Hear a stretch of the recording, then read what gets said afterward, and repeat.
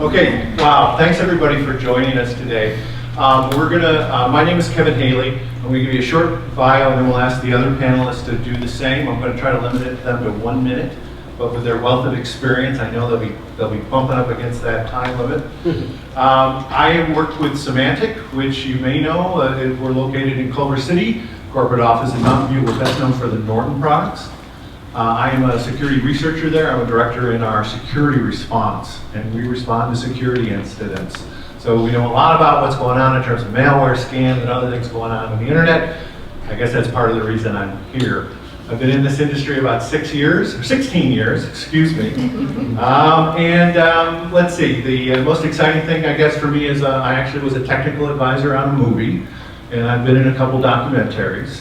And you've never seen the movie, I guarantee it. Right? It's on Netflix though, and if you're dying to see me or what I did, I'll give you the title after we're done here. But I've been working in the security industry for a long time, and hopefully have some things I can help you with and explain to you.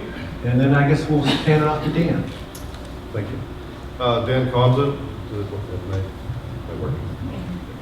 Dan Conzin, I'm the chair for the College of Information Systems and Technology at the University of Phoenix.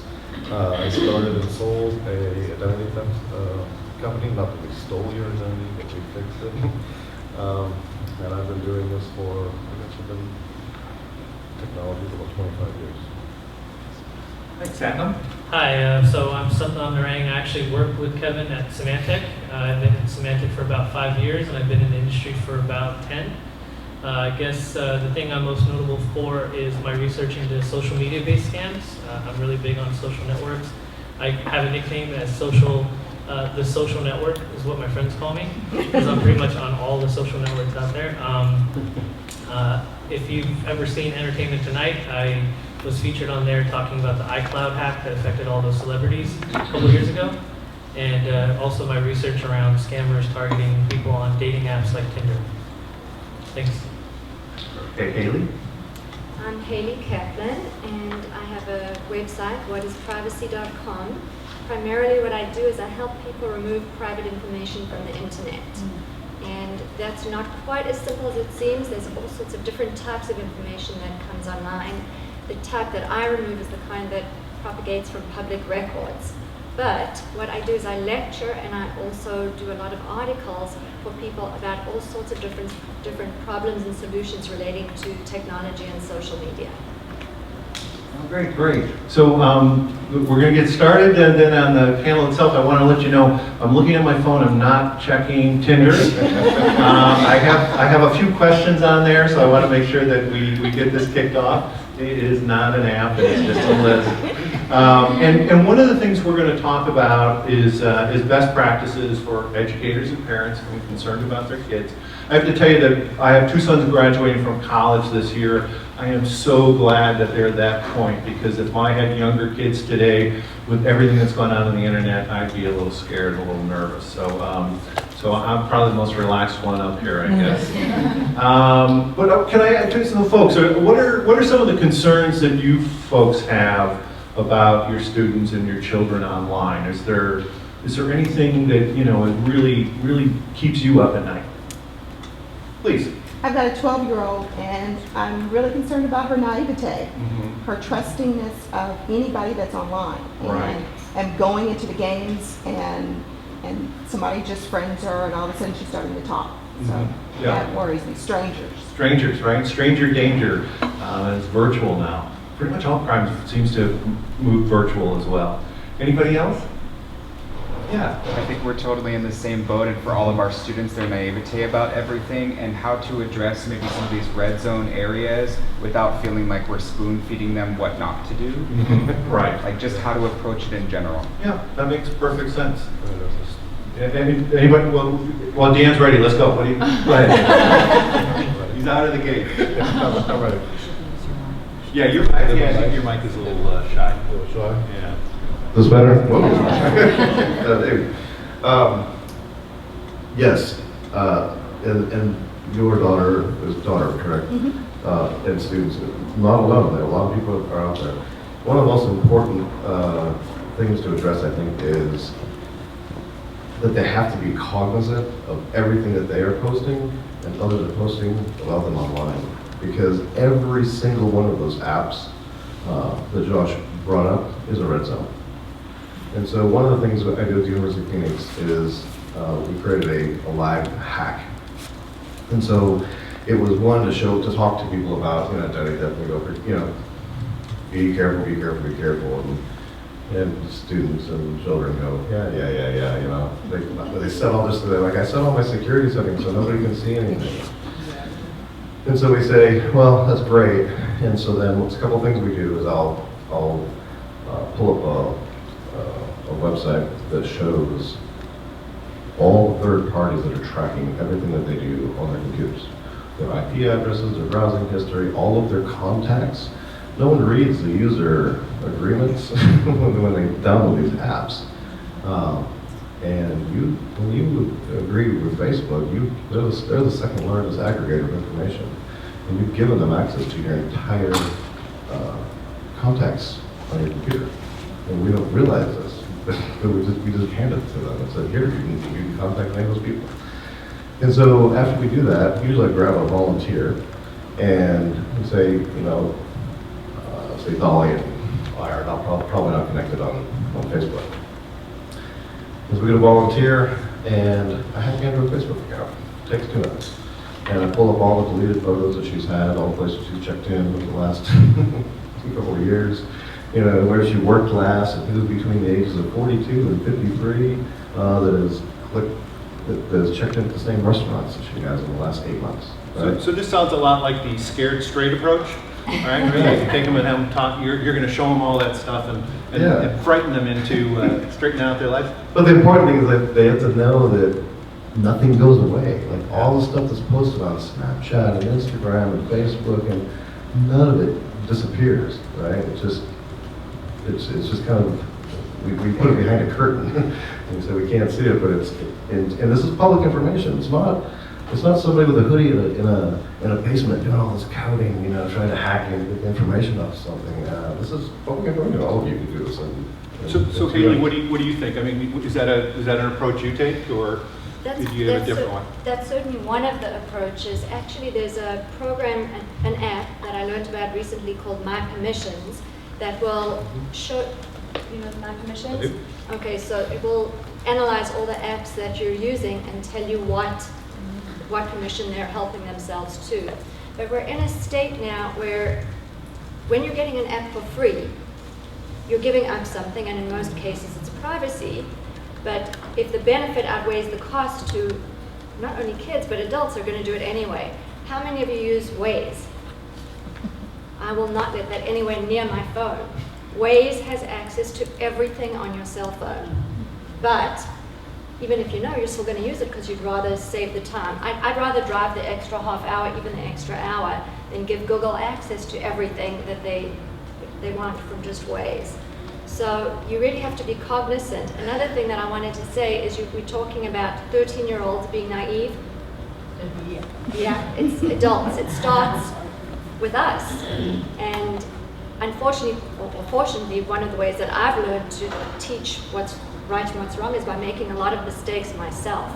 So you want to keep the kids in a safe zone where they can make mistakes just like we do, and then guide them to do better. But it starts with us learning ourselves.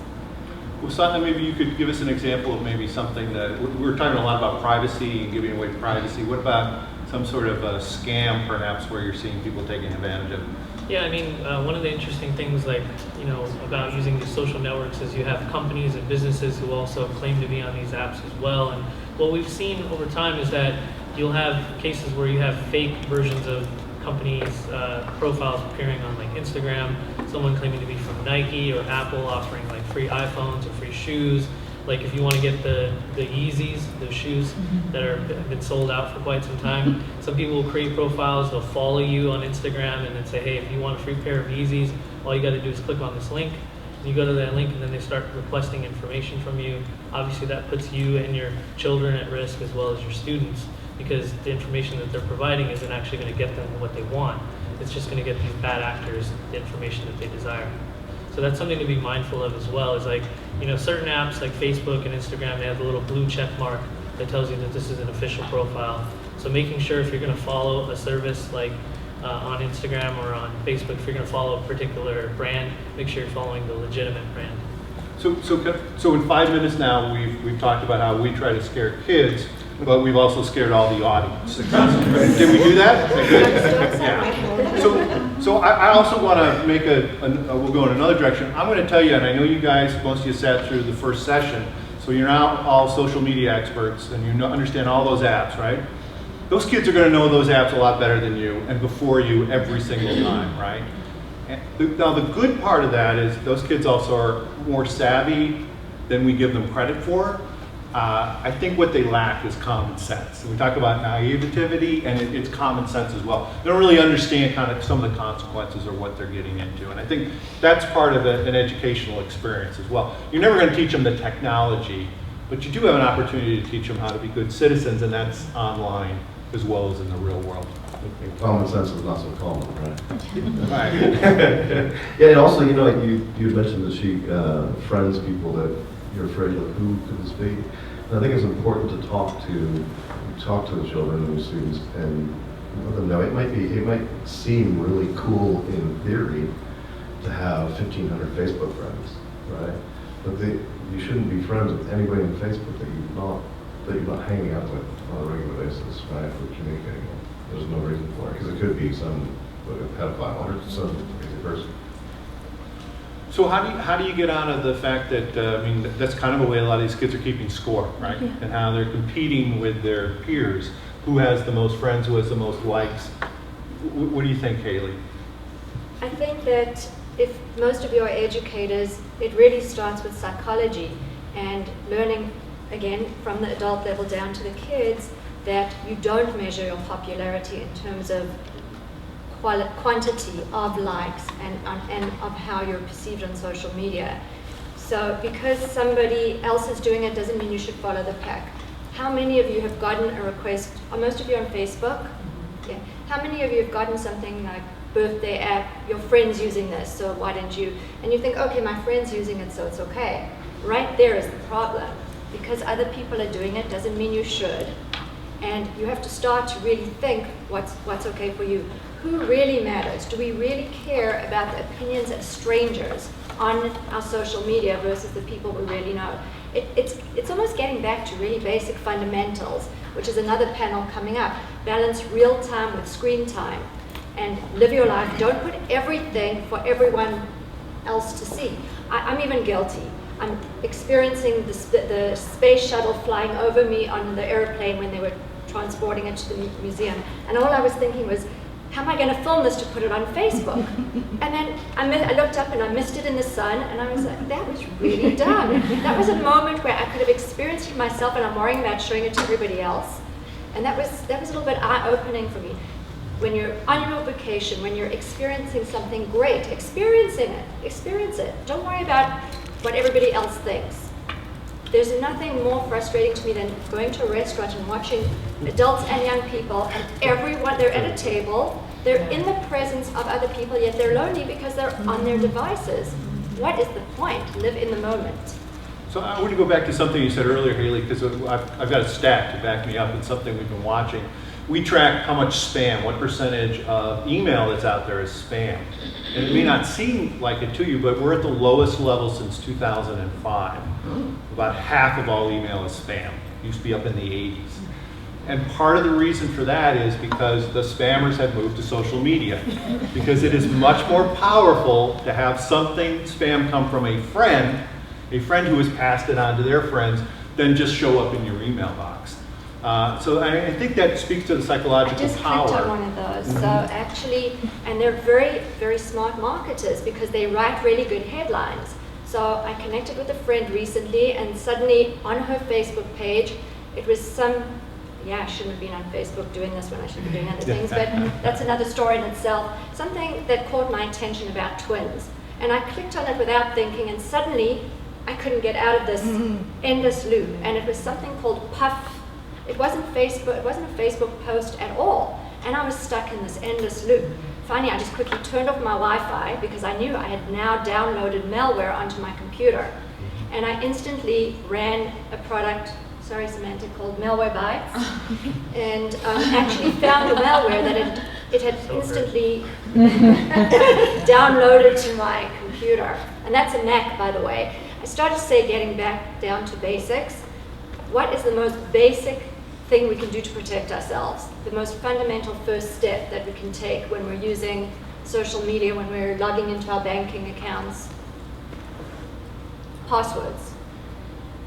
Now, do you know that the most common password used is password, right? Well, I hope it's not, because I've heard this a while, but that is your first line of defense, and it is so important. It is so important that it should be a long password, not something that someone can guess, because it isn't even people guessing it. It's machines running thousands and tens of thousands of passwords at a time to crack your password. What makes it hard is the longer it is, the more uppercase, lowercase, special characters, all of that kind of thing. That's really, really fundamental. Another really fundamental thing is don't use unsecured Wi-Fi. Now, we hear this all the time. I was reading an article about a journalist who was on the airplane. Who would think that you could get hacked using Wi-Fi, go air, up in the sky? Well, he was writing an article about the current debate going on between Apple and the FBI. Anybody not know about that I should?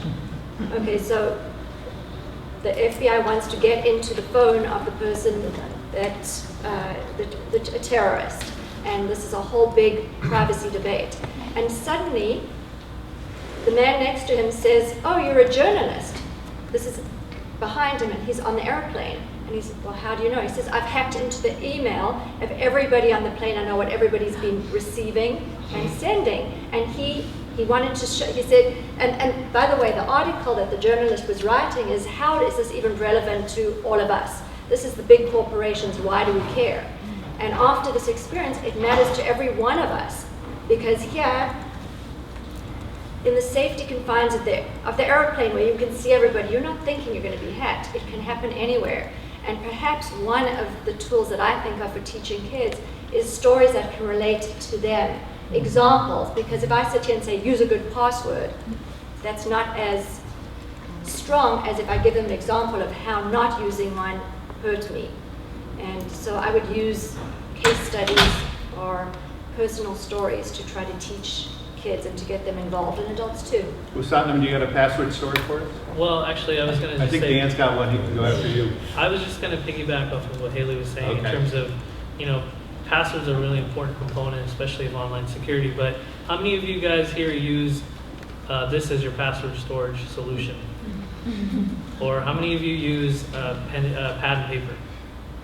All right, those aren't the most efficient ways of using ways to store your passwords. There's things called password managers, which not only store your passwords, but they can generate strong and secure passwords, because you're not going to remember all the characters that you type in, the special characters, the numbers. So using like a password manager, there's a number of different solutions out there, especially good for the adults here, but as well as for your children and your students as well. Because back in like 1990s, we only had to remember like 5 passwords, but with everything that we use today, you have to memorize hundreds of passwords, and it's just not sustainable. So I think using a password manager like LastPass, 1Password, KeePass, we also offer one called Norton Identity Safe, but I think it doesn't matter which one you use as long as you use one, because if you're taking that first step, it's going to be much better than trying to remember everything here. I think our shareholders care which. That's another story. I try to be as unbiased as possible. So Yeah, of but- course, my question then I worry about when I see those online is the hacking, into right? that. So we have a spreadsheet, and it's password protected. I don't know that that's any safer. It's on my computer, like it's on our computer. Well, So it's also like, is your password on your spreadsheet very secure? it's relatively like. Okay, but as Haley was mentioning, you can crack passwords Sure. pretty easily. But password managers, depending on the solution, some offer cloud-based storage, some offer local-based storage, and they're heavily encrypted, and you only have access to your computer. If you're putting it in the cloud, they're going to segregate where they store your passwords versus where they store everything else. Like for example, LastPass actually got compromised, but passwords weren't compromised. It was just user information.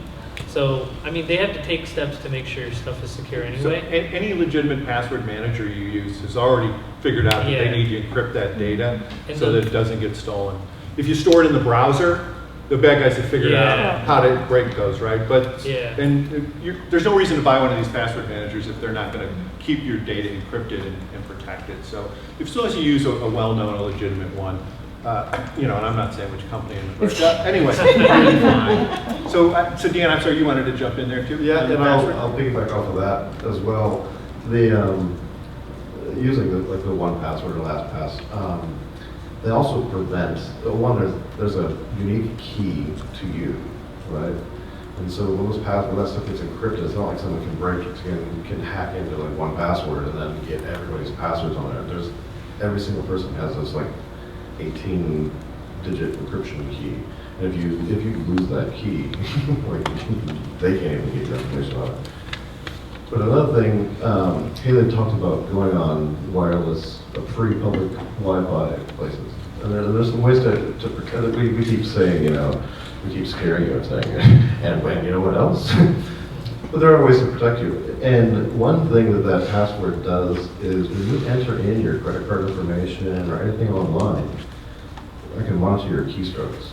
And so when you physically hit those keys, I can capture that data. And something that these password software tools do is they don't hit the keystrokes. So when you go to log onto a site, it just populates the information in there, and the keystroke logger is going to capture that. So that's a good way to protect you for that. The other is if you are going to be on free wireless places, right? Some of you, maybe they've got wireless here, and probably they're all on it. And now Microsoft owns all of the information. There are tools. You can use a Tor browser. You can use VPN proxies. Like when I get on line and I'm trying to look up something, I can use a Tor browser and then I'll do a VPN proxy that'll go through 3 countries. And so no one's got my IP address. They can't track what it is I'm doing. And so there's ways to protect yourself with that too. Yeah. So I have my passwords like that. So do you know why passwords are like the Lord of the Rings? There's one ring that rules them all. There's also one password that rules them all. Do you know what that one password is? It's your email. Because if you forget the password on anywhere else, what do you need to have to get that password restored? Right?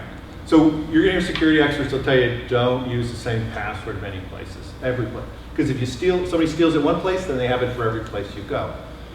My corollary to that is I have some websites that I go to, I don't really care if anybody steals that password, right? In fact, some places I don't even bother to remember it. I just tell them, hey, I forgot my password when I want to get it back at it again. Right? That one's not important, but my email is very important, and of course my bank account is very important. So if you're going to get sloppy, that's okay, just choose where you're going to be sloppy. But I Right? can't agree with you on that, actually. I'm sorry that I have to disagree a little That's bit. fine. Because people hack into your accounts for all sorts of different reasons. Mhm. And there doesn't have to be an apparent financial reason behind it. One of the very rapidly growing types of hacking is on social media. Yes, sometimes it might be tied to a credit card if there's a business and they're advertising with Facebook. But there is a huge value, and Josh, in one of his app, was talking about it. If there is someone with a lot of followers, they become valuable to a company. So you might think, okay, if they hack into my Instagram account or my Facebook, who cares?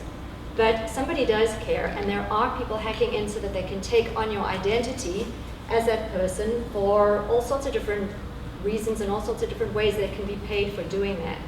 I don't disagree with you at all. But at the end of the day, people can walk out of here and be frozen. We'll never go on the internet again because anything can happen to us. I think it's really important that you have to identify your greatest levels of risk because you'll never be able to address anything or everything rather. So you need to identify where the biggest risks are. Clearly, your email and your banking account, your social media, sure. I mean, those you can get into trouble on those. But at the end of the day, what I want people to walk out of here is the ability to actually step forward and do things to make it better. You'll never be perfect when you walk out of here. We're not perfect. Someday, if you get me enough beers, I'll tell you the time I fell for a phishing attack, right? And I'm a security expert for 16 years, right? So these things will happen, right? But so try to focus on what you can make the difference and will make the biggest differences and stay the most protected. If you have thousands of Facebook users and that is your business, that's really important. Small business owners get themselves in trouble all the time by losing control of their social media. You've seen large companies do it too because they'll share that password among many people. Those are more people to lose the password or give it away. And then all of a sudden they're tweeting embarrassing things, right? So yeah, if you have a brand that you need to protect, and you should think of social media, Facebook and so on as a brand. And maybe that's something to talk to your students and kids about as well. That is a representation of you and who you are. So I maybe can't tell you everything that could possibly go wrong online, but think about your brand and you're protecting that image of you out there. So we'll leave it at that. Kevin brought up a point about the emails, and I will add this, because emails are something that we always capture. Any site you go to, what's the first thing that they ask me? We'll give you the information, but give me your email address, right? And how many of you have an email address that you never use, like an extra Gmail address, right? See, and so one, you don't need that, right? You can get rid of it. Because there's software tools out there like Gorilla Mail, where you can open up a web browser, right? You type in the email address that you want, and it creates an email account with that email.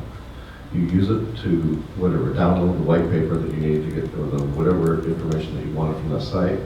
And of course, they send you an email to authenticate you. And when you get the email, you click and authenticate it, not on your computer, you're in the web browser. And then it lets you download that white paper, right? Or whatever it is that you wanted. And then when you close that web browser window out, that email goes away. And so you're not going to get all the other crap where they don't now have your email address that they use. So somebody's invented a solution to almost every problem you could have on the internet, right? Yeah. So I just want to also add one other important point. I mean, we talked about passwords, we talked about other things that you shouldn't do.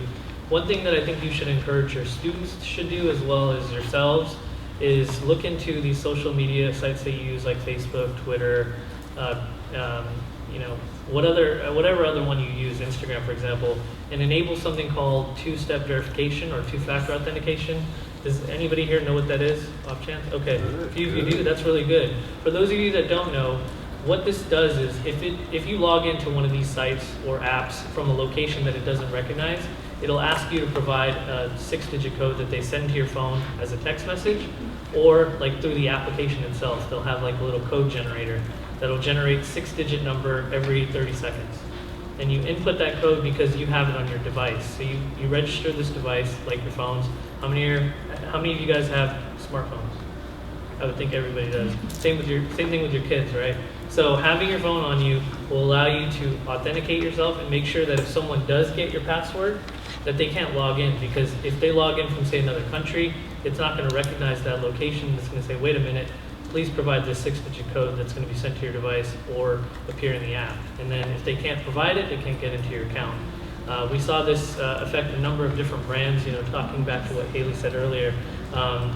Like, for example, the Associated Press, their Twitter account got hacked a couple years ago by nation-state hackers. And what they did was they posted a tweet saying that there was a bomb that went off at the White House and the stock market plummeted. And then a few minutes later, the AP reporters published a post saying this was a false tweet. It wasn't really posted by us. Our accounts were compromised. And shortly after that, Twitter started rolling out two-factor authentication to the accounts, because they started realizing that more and more people are getting their accounts compromised. So if your service doesn't offer two-factor authentication, you should probably contact them and encourage that they do. There's a website I'd like you guys to take down. It's called twofactorauth.org.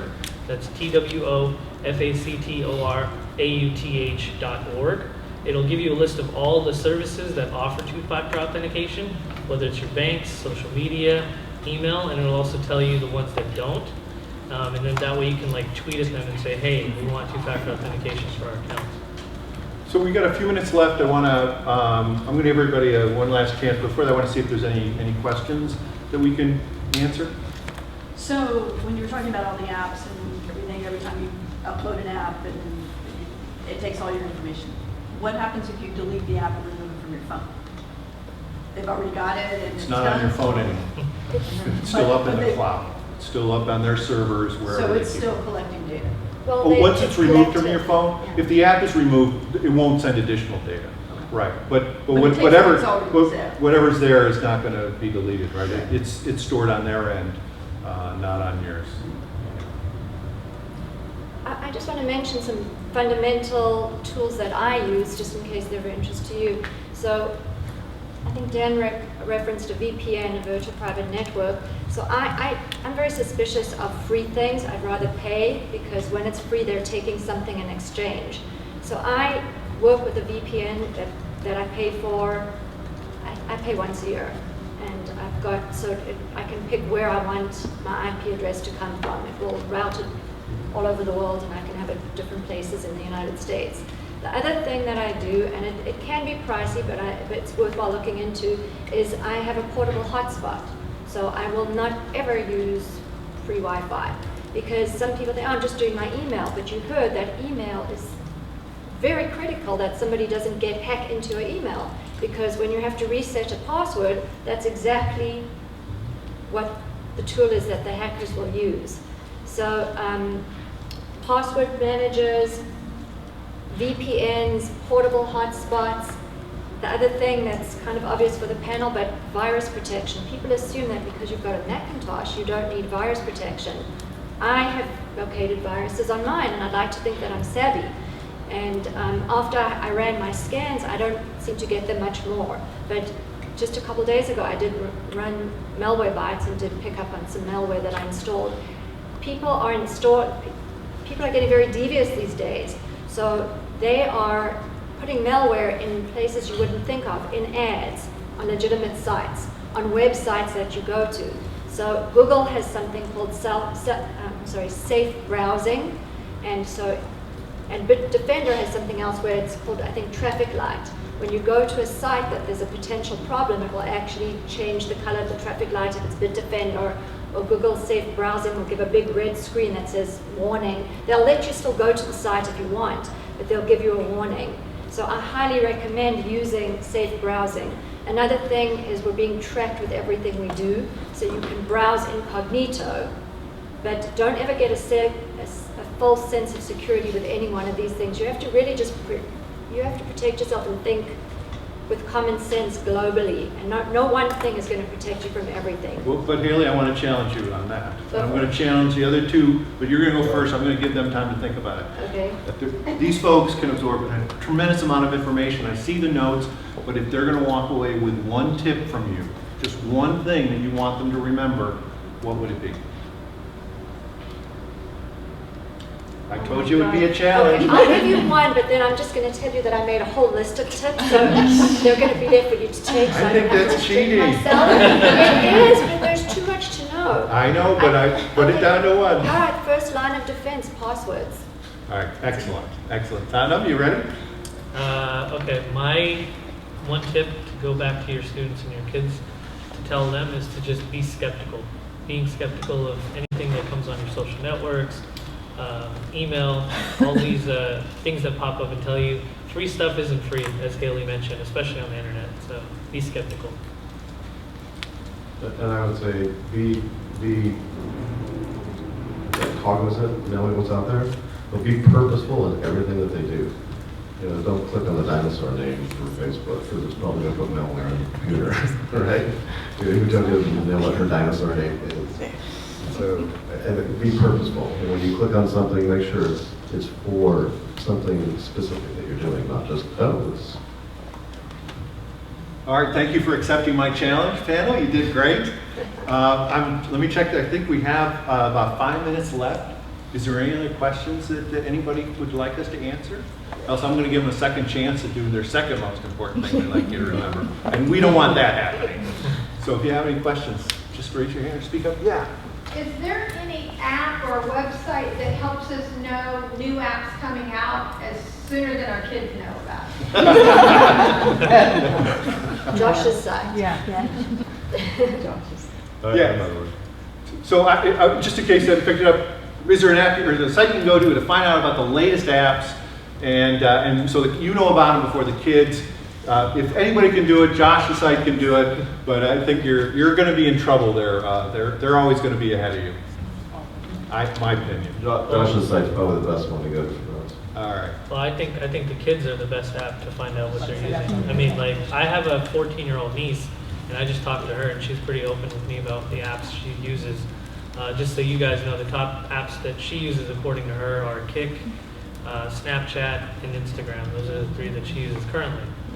That might change 6 months from now, but that's also another interesting point, real quick.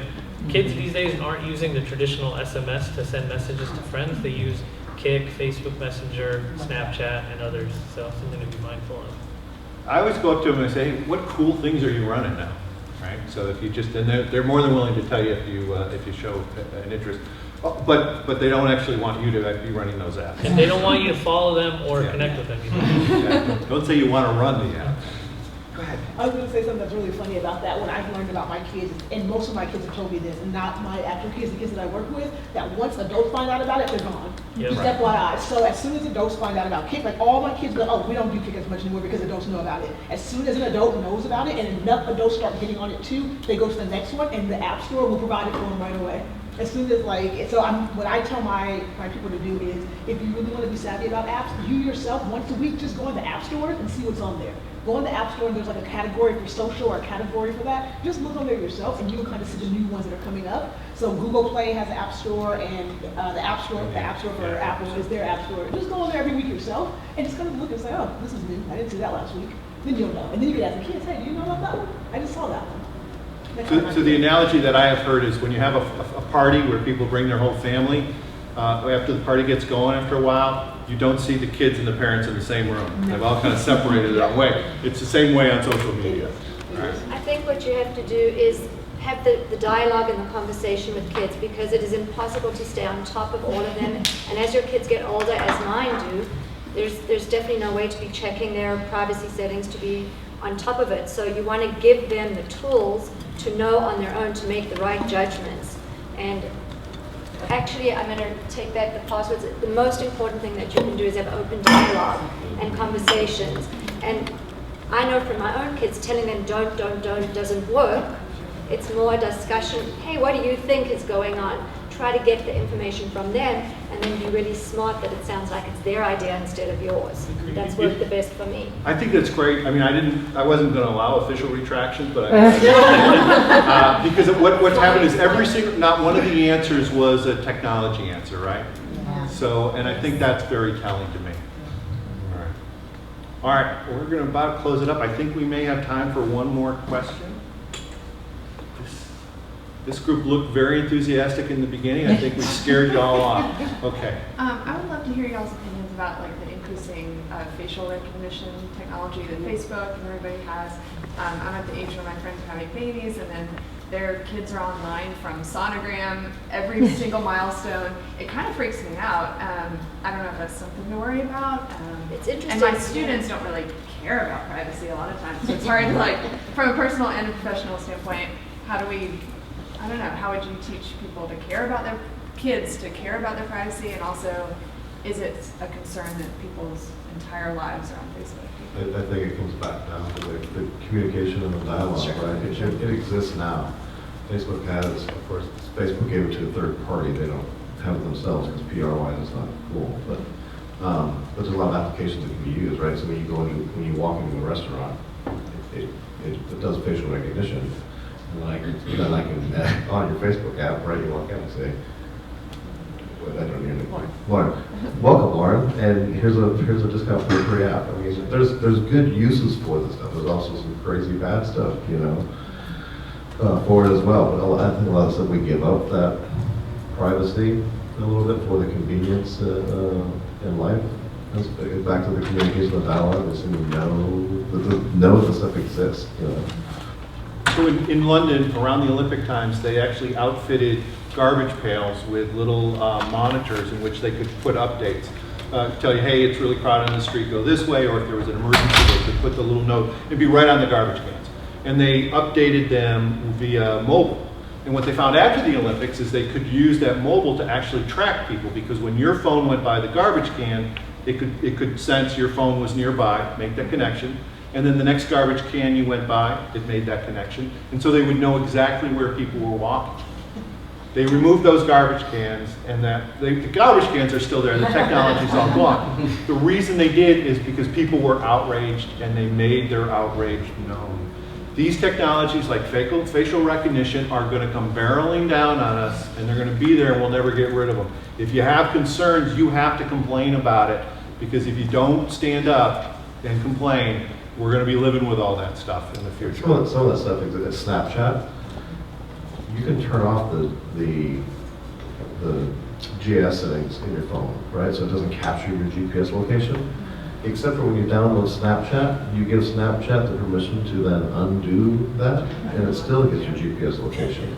And so, again, in a couple of minutes, if you have somebody that's doing it that has Snapchat posts, right, and they were pissed off at mom, before school, and then on their way to high school, they're driving and they're sensitive about the traffic, and when they get to school, I can pull up all those Snapchats, GPS locations, and I can tell you the speed limit that you're going between each one. Like it's crazy how much information is available, but it's there now.